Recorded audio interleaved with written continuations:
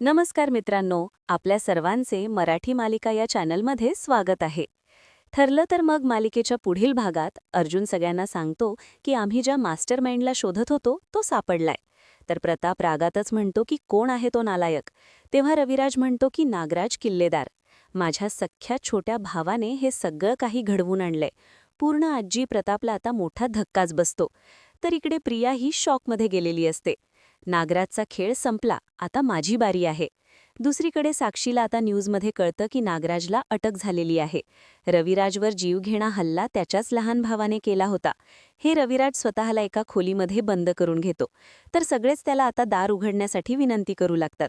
खरं तर रविराजला खूप मोठा धक्का बसलेला असतो. पण सायली बाहेरून आवाज देते की बाबा प्लीज दार उघडा. तर बाबा शब्द ऐकताच रविराज दार उघडतो.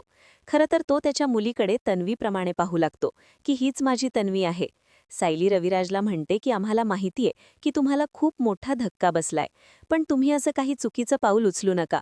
पूर्ण कुटुंब तुमच्या पाठीशी उभं आहे आणि नागराज काकाला शिक्षा तर होणारच. तुम्हाला काय वाटतंय, सायलीच खरी तन्वी आहे हे कधी कळेल?